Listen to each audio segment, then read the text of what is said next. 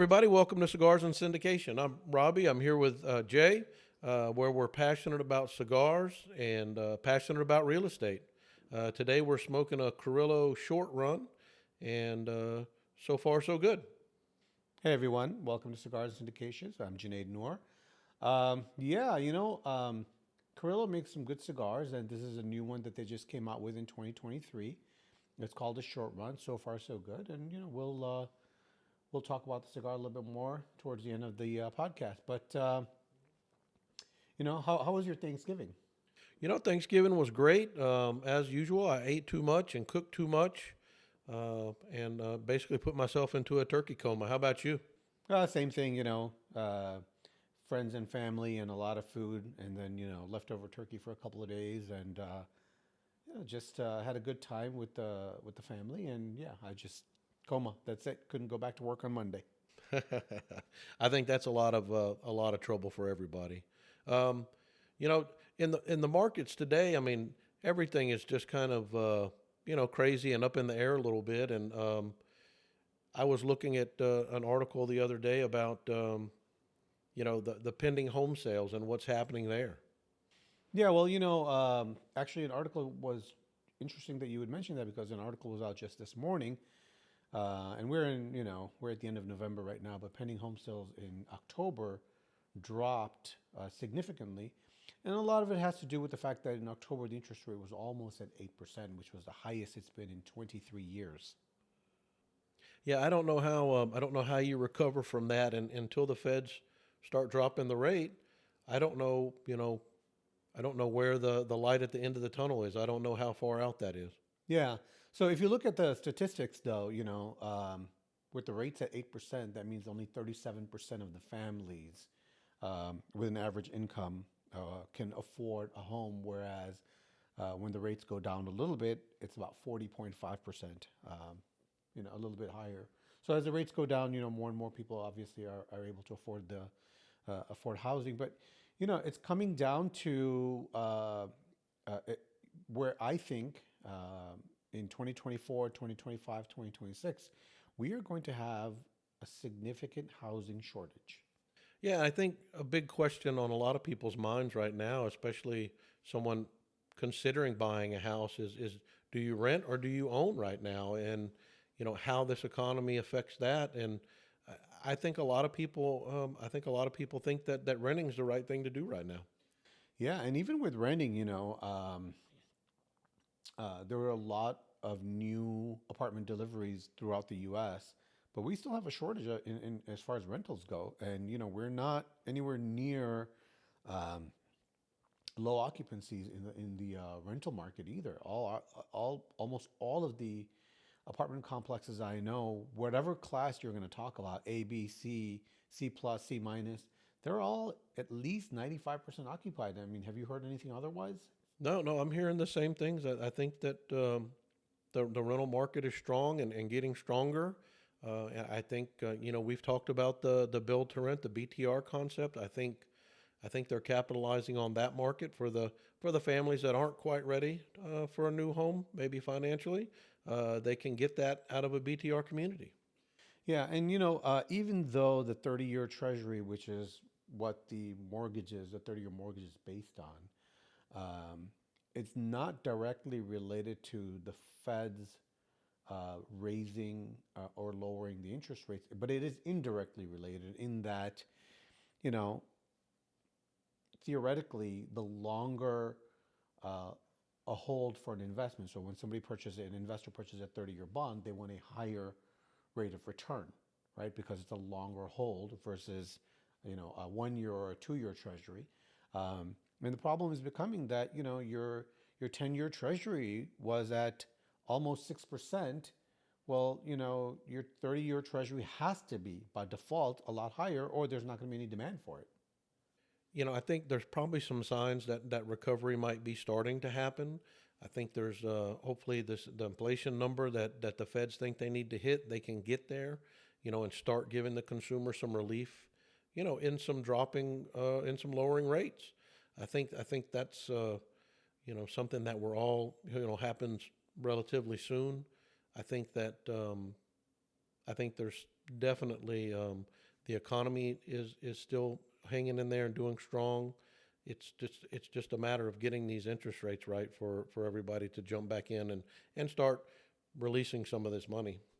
Yeah, well, the PCE, which is the Personal Consumption Expenditures Index, which is one of the things that the Fed monitors very closely as their gauge of inflation, only grew 3% in October versus 3.4% in September. And, um, when you exclude the food and energy, it grew 3.5% in October versus 3.7% in September. So it's declining, inflation's going down, and mainly a lot of so there are a couple of different factors that are causing consumption to slow down. One is obviously people who charge their credit cards. Those credit card rates are based on the Federal Reserve raising their rates. So those credit card interest rates are going up. They keep increasing. So if anybody's carrying a balance on their credit card, it could have gone from 18% annual to 19 to 20 to 21 to 22. So those interest rates are going up.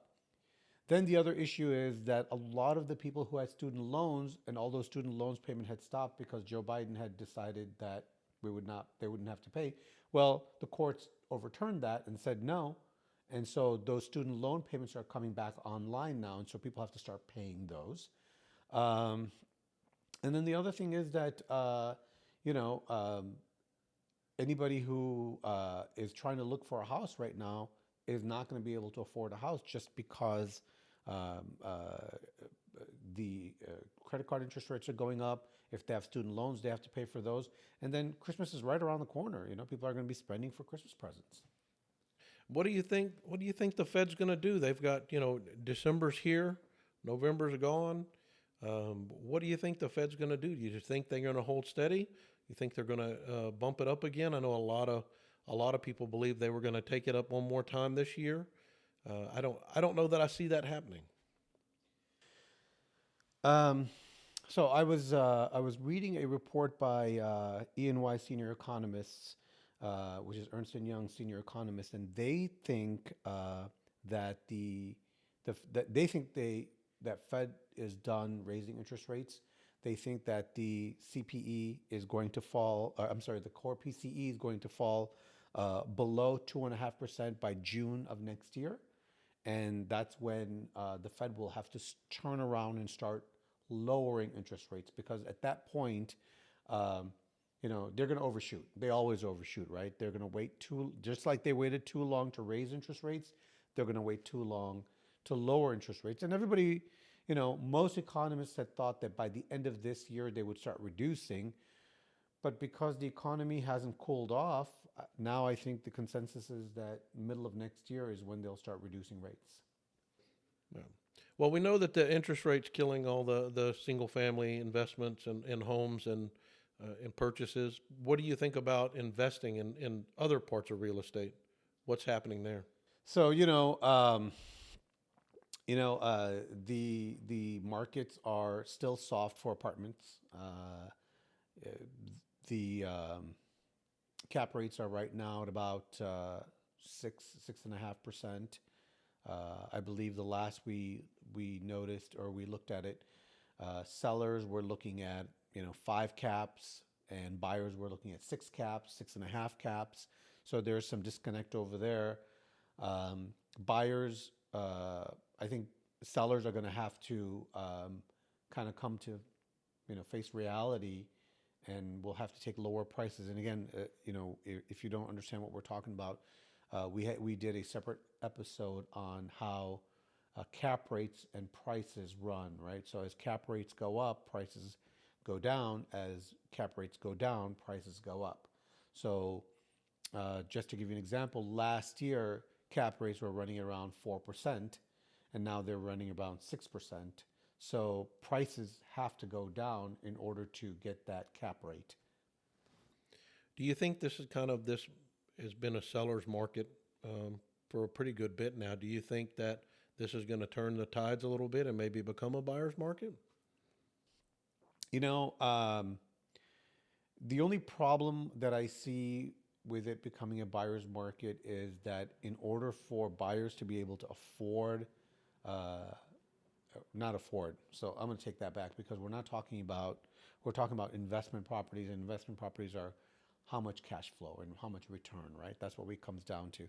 So in order for them to cash flow and provide a good IRR, internal rate of return, um, the prices have to be lower because interest rates are so much higher, um, for apartment complexes and even for single family homes. So if you want to buy a single family home for investment purposes, you're talking about 8%, an 8% interest rate where, when I was buying my single family homes 3 years ago, I was buying them at 5%. And so rents can only go up so high for apartment complexes and for single family homes, um, that so you have constraints, right? People can only afford so much rent. You can only increase it so much before you're going to start losing occupancy. And if you're planning on flipping a single family home, somebody has to buy it.